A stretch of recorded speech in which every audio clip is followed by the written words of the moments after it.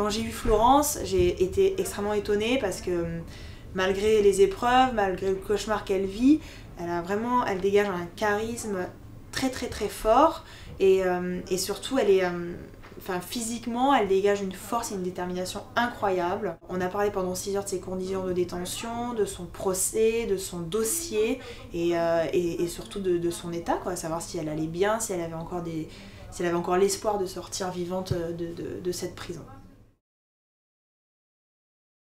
Les conditions sont extrêmement dures. Là où on a parlé, on était dans une sorte de réfectoire où toutes les prisonnières recevaient les familles parce que le samedi c'était un jour de visite.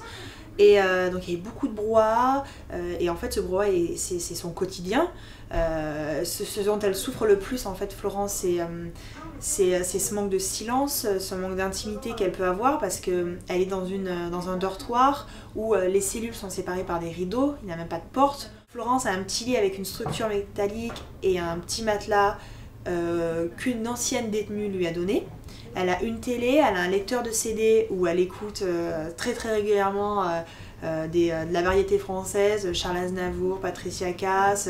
Elle a besoin en fait d'écouter ces artistes pour se sentir un petit peu en France.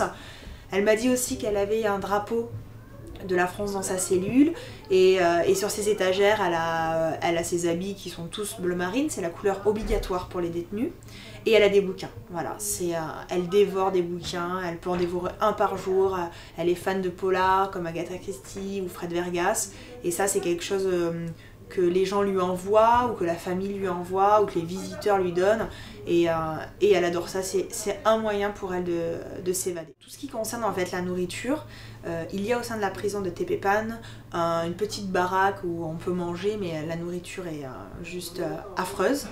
Donc Florence en fait récupère la nourriture via les visites qu'elle reçoit chaque semaine.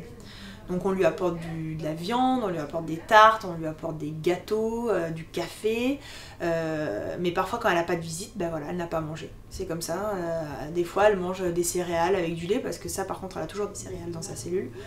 Mais elle peut manger pendant plusieurs jours des céréales avec du lait. Quand elle est privée comme ça pendant plusieurs jours de nourriture, elle perd son énergie, elle perd sa force.